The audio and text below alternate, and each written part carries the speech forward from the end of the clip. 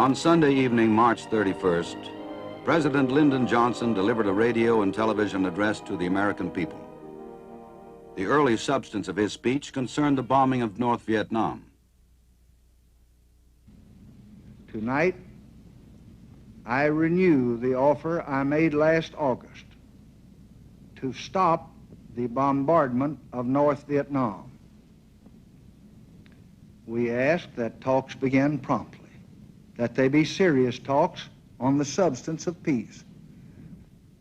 Tonight, I have ordered our aircraft and our naval vessels to make no attacks on North Vietnam, except in the area north of the demilitarized zone where the continuing enemy buildup directly threatens Allied forward positions, and where the move... And so, with the decision about the bombing made public, the President turned his attention to domestic affairs. Almost casually, he set the stage for one of the most startling and unexpected announcements ever made by an American president. With American sons in the field far away,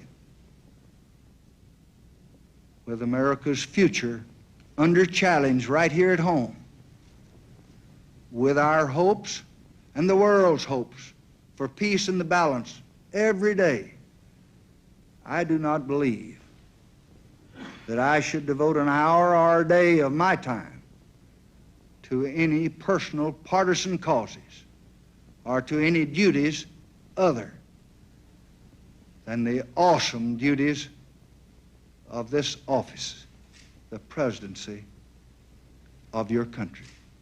Accordingly, I shall not seek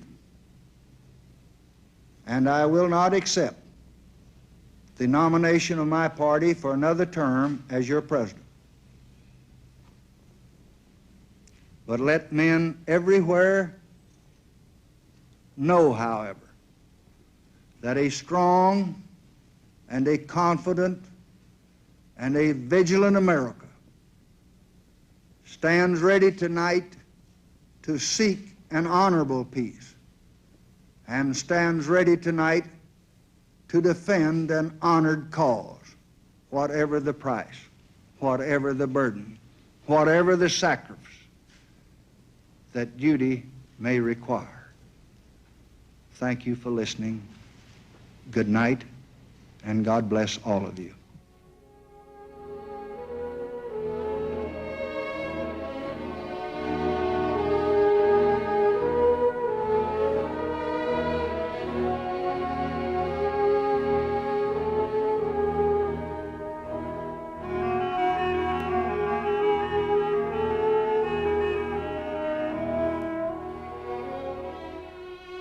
Moments later, President Johnson held a press conference in the Yellow Oval Room.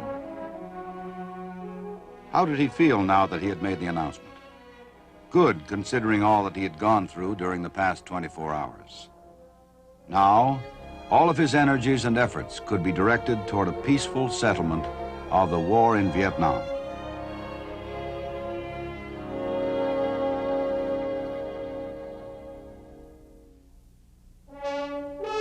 The following morning, while a stunned world was still measuring the seismic impact of his decision, the President flew to Chicago to address the National Association of Broadcasters.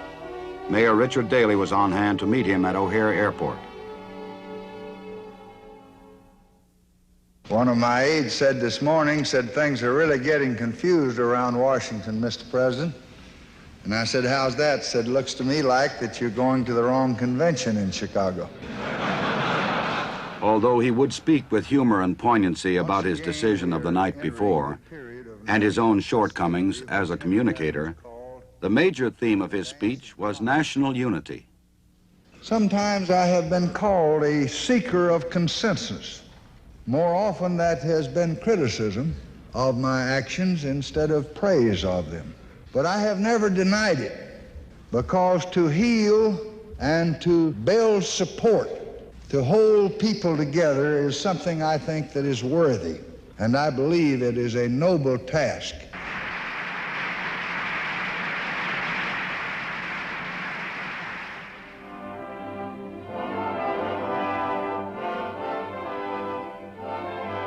And so on the afternoon of the first day in April, President Johnson found himself freed of his political restraints.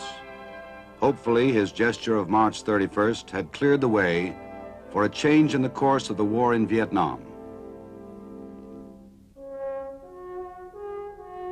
On April 3rd, some 60 hours after the president's Sunday evening address, Radio Hanoi issued a 1,000-word broadcast of its own. It was confident, boastful, and bristling with the usual hardline cliches.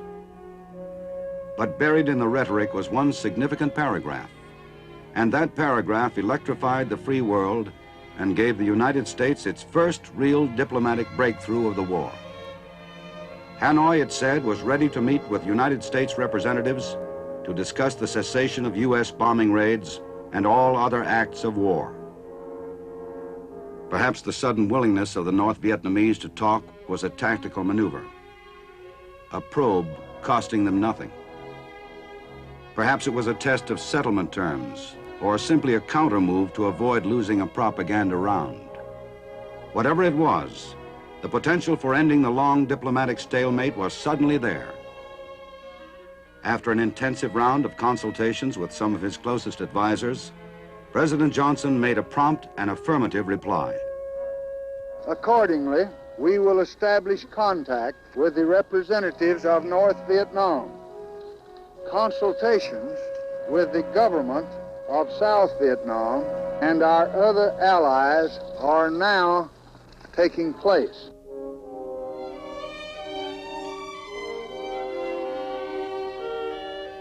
Despite the crucial mid-morning activity surrounding the Hanoi broadcast, President Johnson took time to honor a prior request by Senator Robert Kennedy that the two men meet to discuss problems of national unity.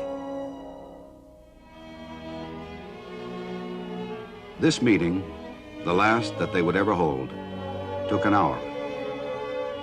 Among the items discussed was the Hanoi proposal. 2 months and 3 days later, while seeking the nomination of his party for the presidency, Senator Kennedy would die at the hands of an assassin in the city of Los Angeles. Following the meeting with Senator Kennedy, President Johnson held a second hour-long session in the cabinet room. This one with Vice President Hubert Humphrey, just back from a diplomatic mission to Mexico City. On Saturday, April 27th, the Vice President would join Senators Kennedy and McCarthy as a declared candidate for the Democratic presidential nomination.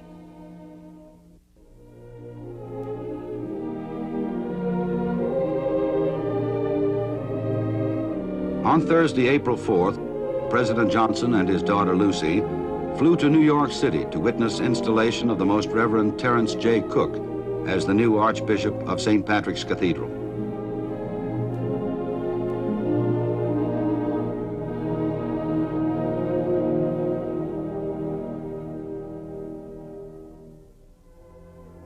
Two hours later, with his helicopter warmed up and waiting for the takeoff to Kennedy International, the president decided on a second stop. Within minutes, his motorcade was moving through Manhattan's crowded East Side toward the UN Plaza and a 70-minute meeting with UN Secretary General U Thant.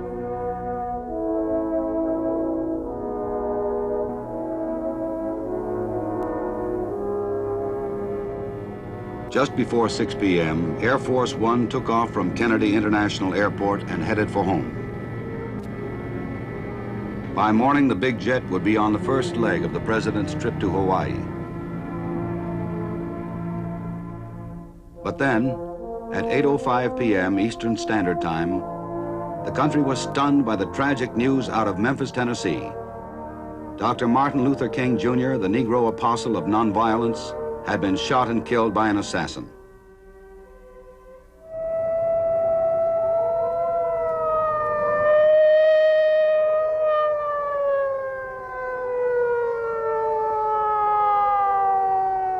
Throughout the evening and into the following 2 days and nights, a shock wave of looting and arson would sweep through a number of cities and towns from coast to coast, including Washington, D.C.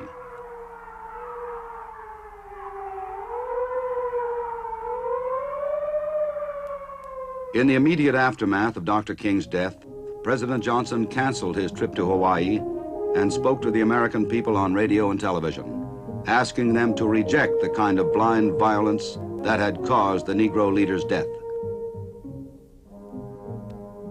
On the following morning, he met with a large group of prominent and influential Americans, black and white, to see what could be done about stemming the apparent tide of violence in the cities.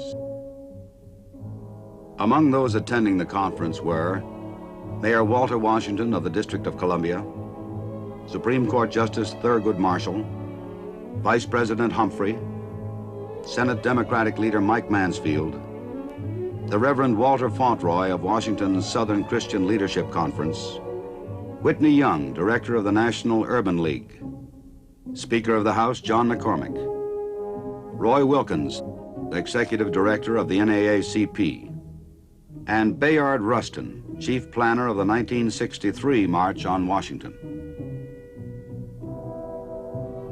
There had been few weeks like it in American history. A president had stepped out of the political arena in an election year. Then came the hope and elation over the promise of a new peace offensive. And now, just as suddenly, a great Negro leader was dead, and there was sorrow and despair over the burning and looting in the streets.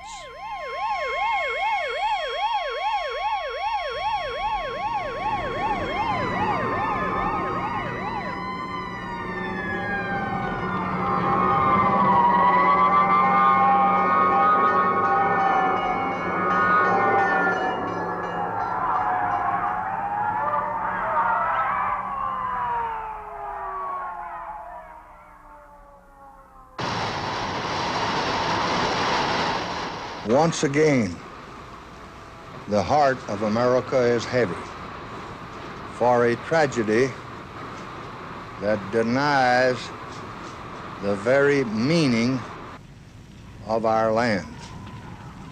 The life of a man who symbolized the freedom and faith of America has been taken. But it is the fiber and the fabric of the republic that's being tested. And no words of mine can fill the void of the eloquent voice that has been stilled. But this I do believe deeply. The dream of Dr. Martin Luther King Jr. has not died with him. Men who are white, men who are black, must and will now join together as never in the past to let all the forces of divisiveness know that America shall not be ruled by the bullet, but only by the ballot of free and of just men. By Friday evening, the first of over 11,000 regular Army and National Guard troops that would occupy the capital city until mid-month had taken up positions in and around the riot area.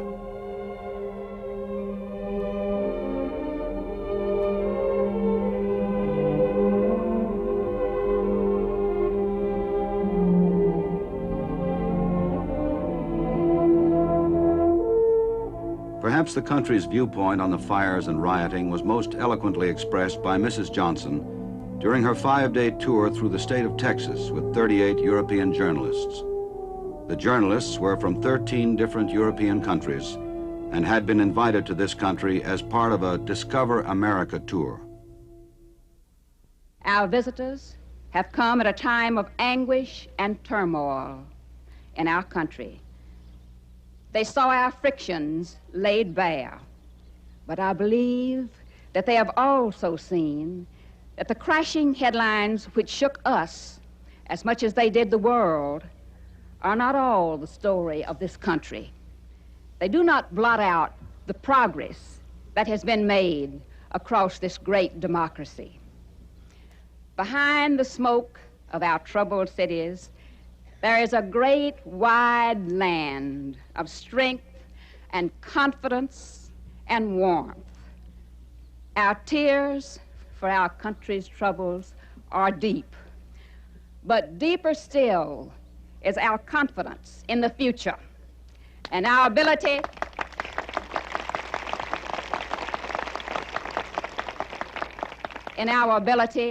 to meet and master man's basic problem, how to live in peace. On Saturday the 6th, General William Westmoreland, commander of the U.S. forces in Southeast Asia, arrived at the White House for 2 days of talks with President Johnson. On their agenda were discussions on the progress of the war in South Vietnam, the selection of military advisors to accompany the American delegation to the talks with the North Vietnamese, and the appointment of his successor after General Westmoreland assumed his new position as Army Chief of Staff. By far the most significant news out of Vietnam during the general's stay was the word about Operation Pegasus. As suddenly as it had begun, the siege of Khe Sanh was over. On April 5th, the combined drive by U.S. and South Vietnamese forces had cleared Highway 9 and opened the major ground supply route to the embattled Marines, who had held it for over 76 days.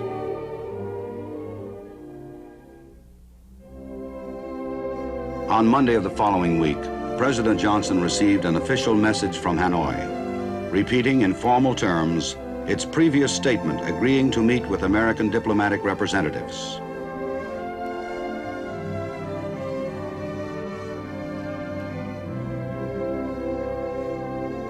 Coincidentally, the president had already made arrangements for an evening flight to Camp David, where he planned to conduct a broad review of the war in Vietnam.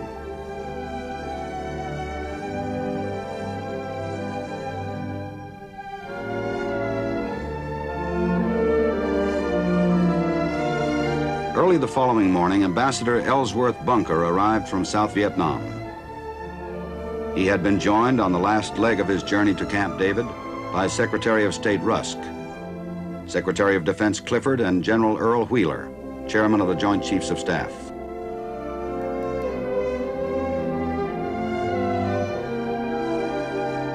In his original reply to the Hanoi broadcast, President Johnson had proposed Geneva as a meeting site for the negotiating teams, and stated that Ambassador Averell Harriman was immediately available as the U.S. representative for initial contacts.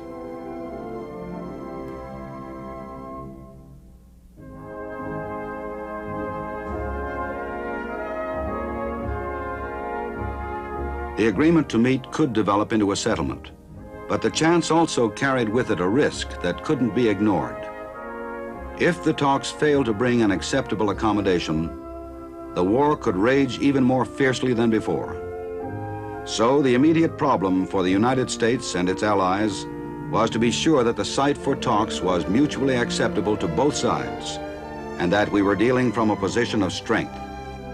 President Johnson asked Ambassador Bunker for his personal evaluation of the progress of the war in Vietnam. If Tet was psychological and political success abroad, it certainly was a resounding military defeat for them in Vietnam. The Vietnamese forces, for example, many of them were only at half strength. They inflicted very heavy casualties and drove the communists from every city in the country.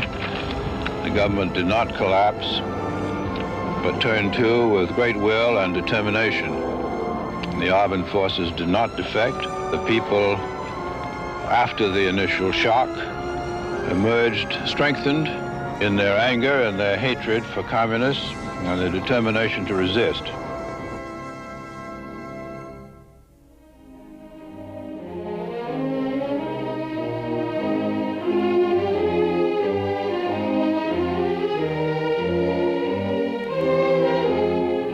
On Wednesday, April 10th, President and Mrs. Johnson welcomed Chancellor and Mrs. Joseph Klaus of Austria to Washington.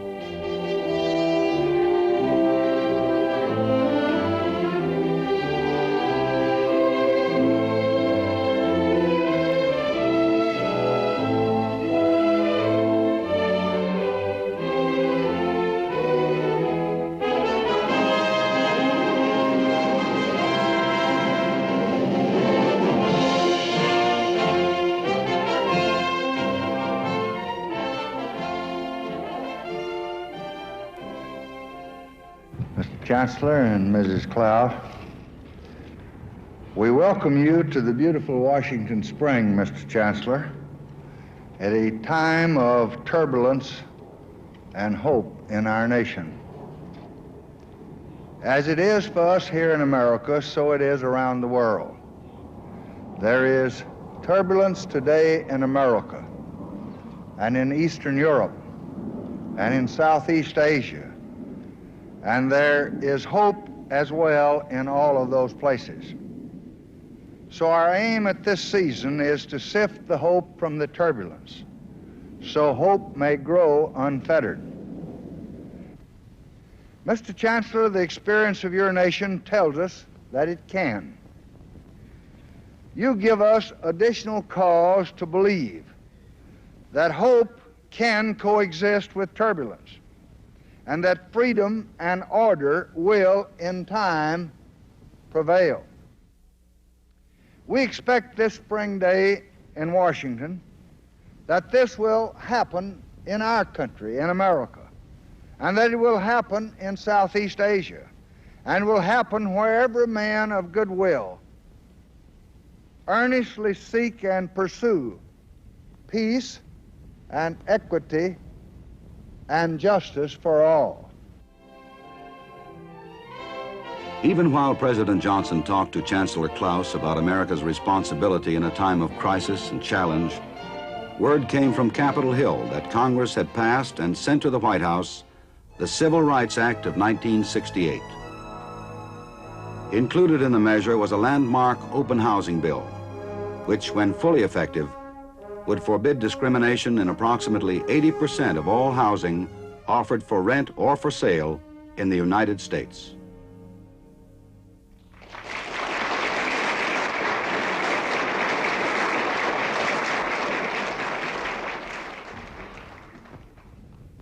I do not exaggerate when I say that the proudest moments of my presidency have been times such as this, when I have signed into law the promises of a century.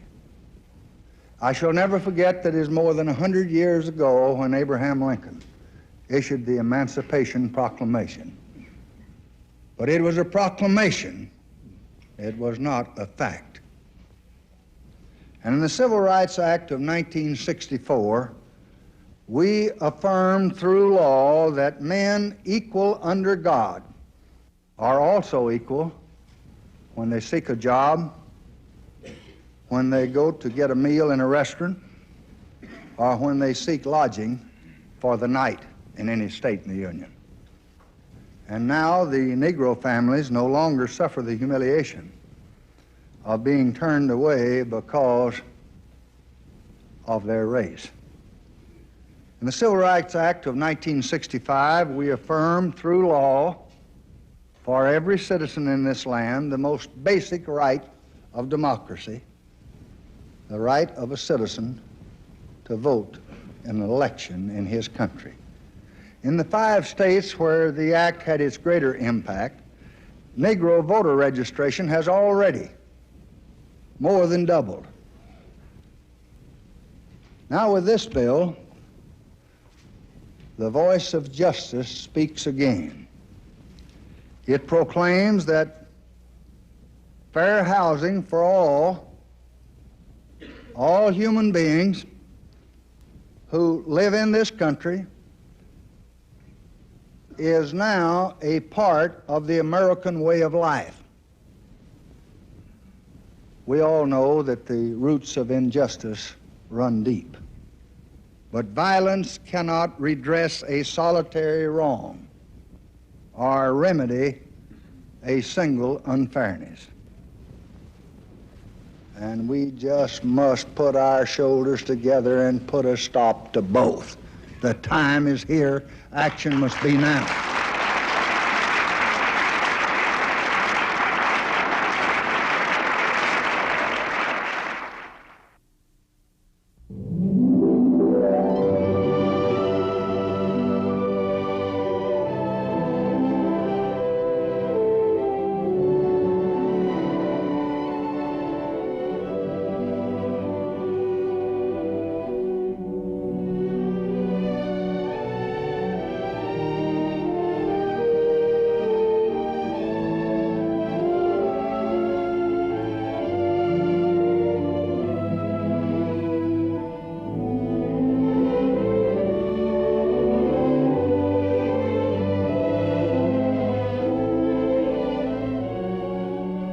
At mid-month, from all outward appearances, the city of Washington was returning to normal.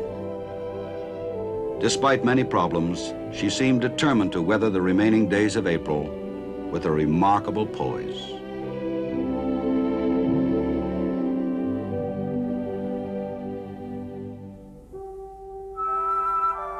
On Saturday the 13th, President and Mrs. Johnson were at home in Texas for the Easter weekend.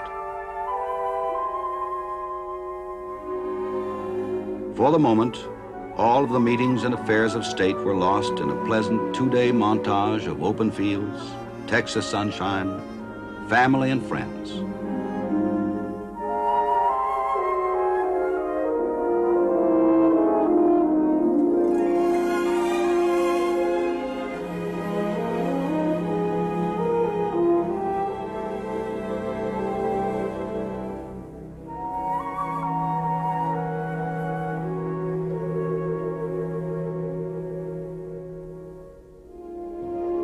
As the smallest member of the Johnson family, little Lynn Nugent soon found out that Easter Sunday meant bunny rabbits, other children, a short but abortive walk with his grandmother, and a horseback ride, courtesy of his constant companion, the President of the United States.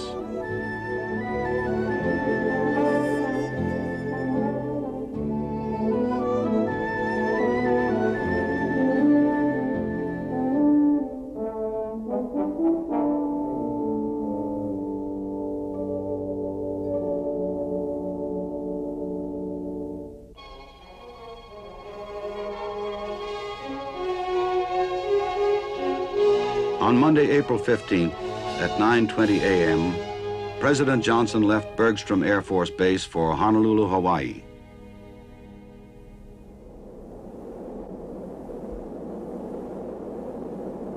Among those accompanying him were William Bundy, Assistant Secretary of State for Far Eastern Affairs, Presidential Troubleshooter Cyrus Vance, U.S. Protocol Chief Andrew Biddleduke, General Earl G. Wheeler, Chairman of the Joint Chiefs of Staff,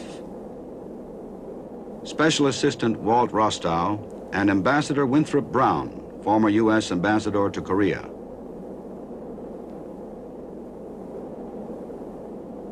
During the 2 weeks following the President's speech of March 31st, the administration had officially proposed 5 neutral sites for possible peace talks: Switzerland, Vientiane, Rangoon, Jakarta, and New Delhi.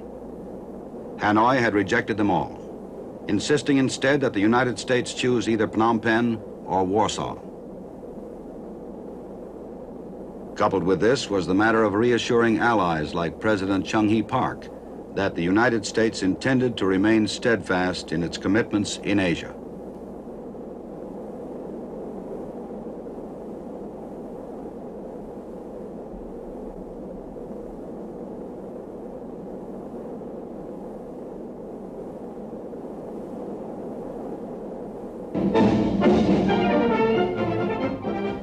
The presidential party arrived at Honolulu's International Airport just after 1 p.m. local time. Among those on hand to meet the president were Governor John Burns and Pacific Commander Admiral Grant Sharp, Jr.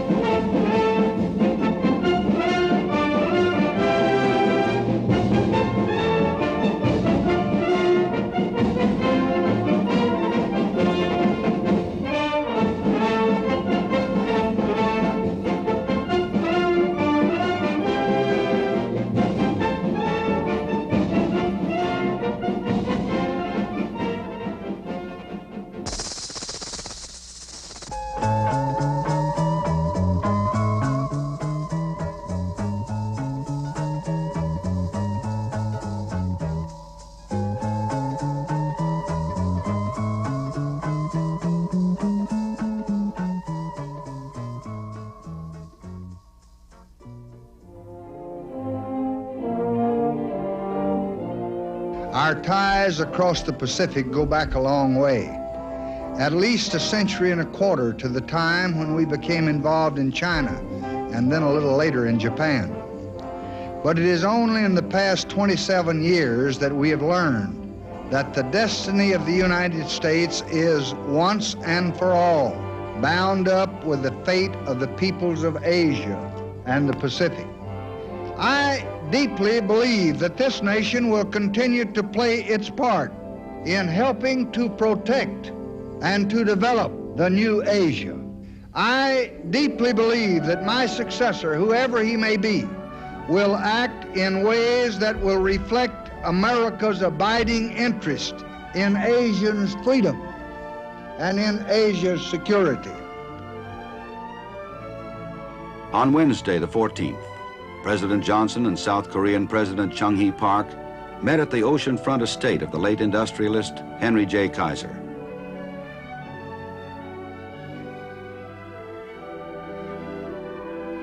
Their one-day meeting had a packed agenda, which ranged from the war in Vietnam to the North Korean seizure of the USS Pueblo during the month of January.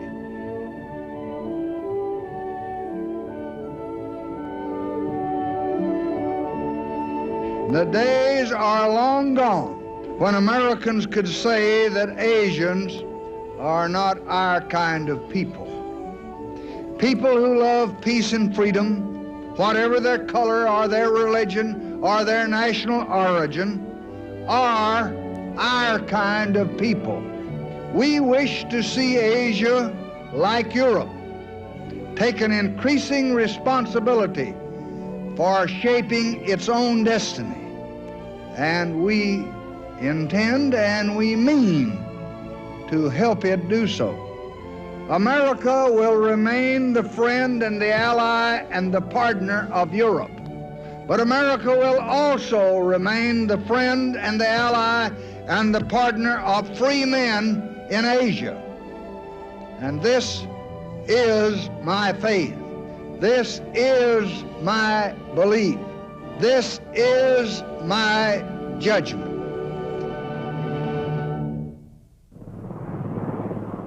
On Thursday morning, April 18th, President Johnson landed at California's March Air Force Base for a conference on Asian affairs with former President Eisenhower.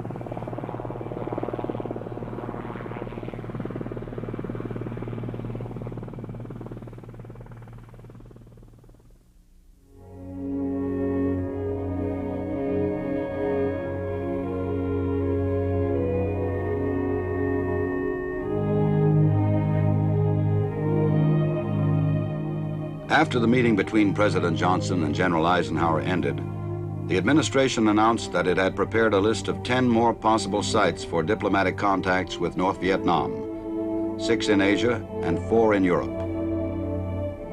It was time for the communists to give a prompt and serious answer to the question of meeting sites.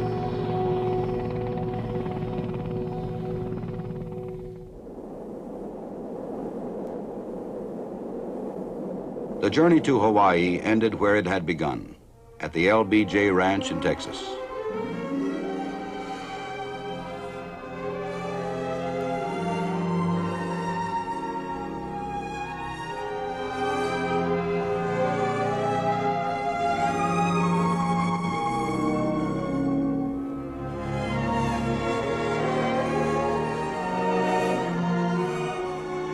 With his announcement on the night of March 31st, it seemed inevitable that friends and critics alike would take a searching second look at the man in the White House.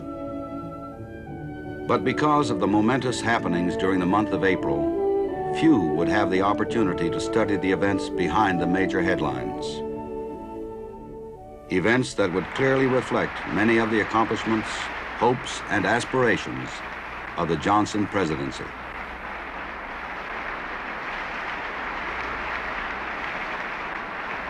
On the night of the 24th, President Johnson arrived at Chicago's Conrad Hilton Hotel to address a rally of Cook County Democrats. Their reception for him was spontaneous and deeply felt.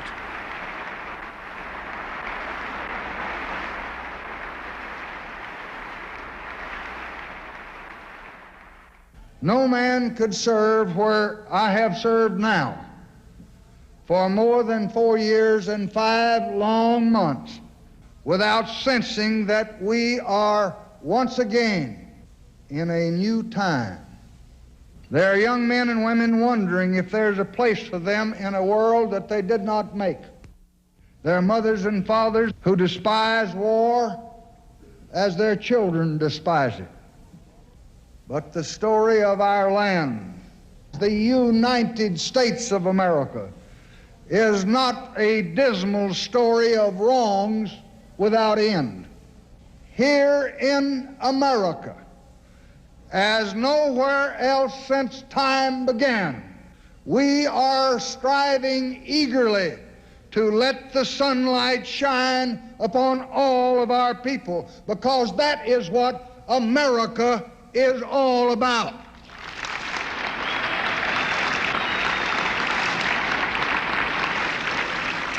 Step by step, year by year, we're moving out of the darkness and out of the shadows, out into a new day of light and justice for all of our people.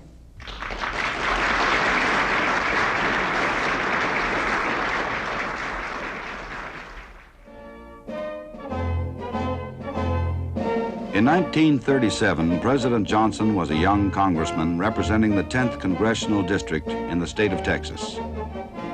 During that year, Washington had only 60 foreign missions doing business in the nation's capital. In April of 1968, during the annual diplomatic reception, the number had grown to 117. Testimony not only to the speed of the jet age, but to a country's willingness to assume global responsibility during a time of explosive change.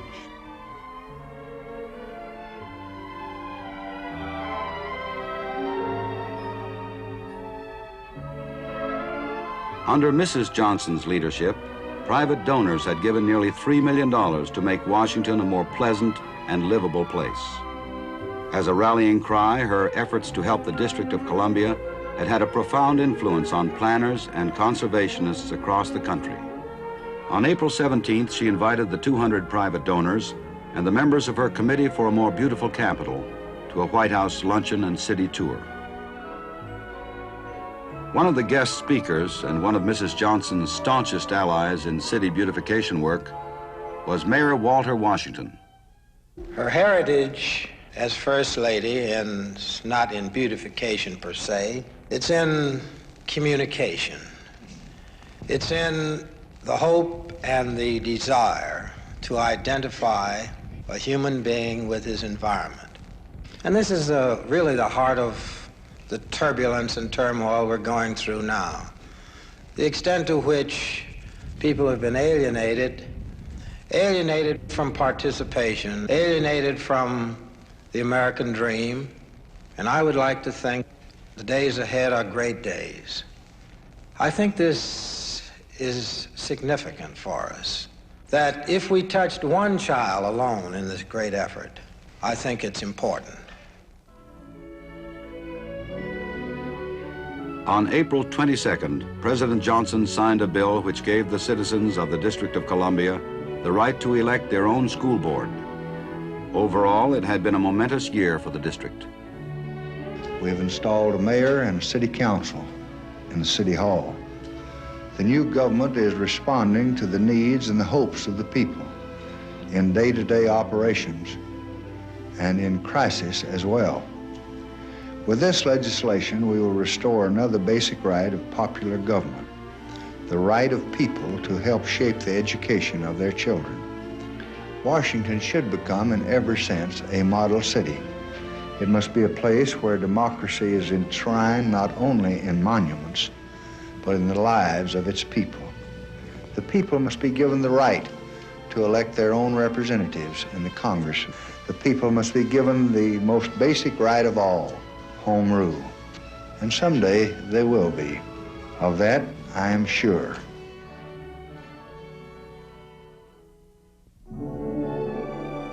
As expected, April would have its moments of nostalgia. On the 18th, Mrs. Johnson celebrated the White House acquisition of a portrait of Mrs. Bess Truman. At the First Lady's side was Mrs. Margaret Truman Daniel. In the room, a host of old friends from the Truman administration.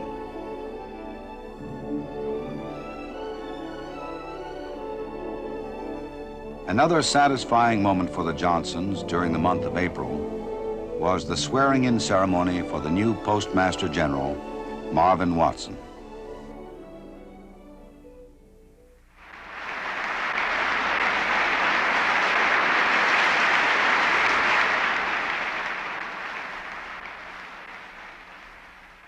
He has served here in the White House for more than 3 years.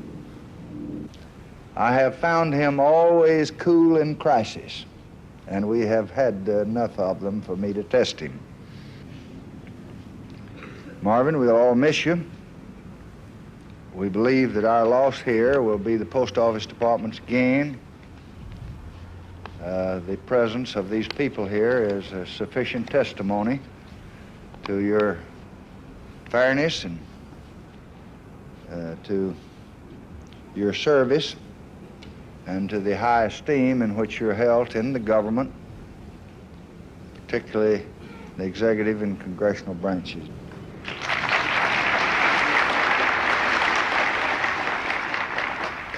This is a happy moment for me, too, because I know and trust Marvin and his family, and I believe in them.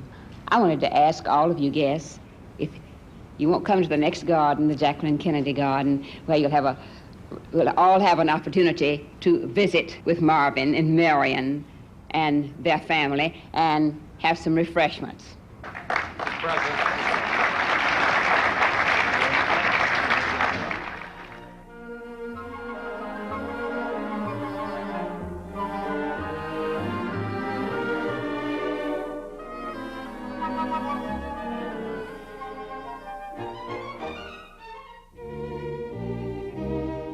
On the 26th, President Johnson met with the Board of Trustees from the new Urban Institute, a private, non-profit corporation. The Institute was chartered at the President's request to launch a free and searching inquiry into the problems of decay and growth in the American city.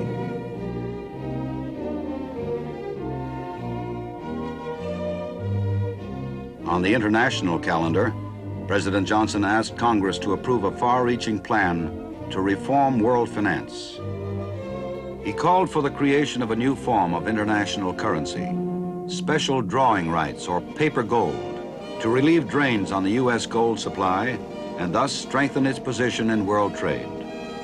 Just as the Bretton Woods Agreement of 1944 prepared us for the post-World War II era of trade, this new step looked forward to the decades of the 1970s and 1980s. The decisions that we must make this year are among the most vitally important decisions that Americans have ever been called upon to make.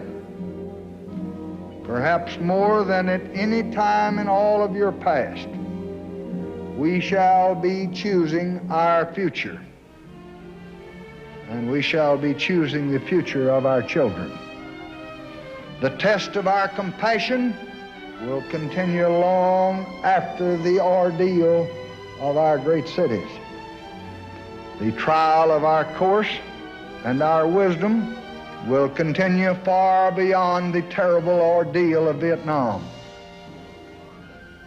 Our politics today is changed, and it's changing. Our issues are new. Our styles are new. Our slogans are new. And all of this is good, for it reflects and it serves the changes that are being wrought by America's own advances in the world. But the purpose of our politics is not changed, and it must not change. For that purpose is to serve the unity of all of our people all the time.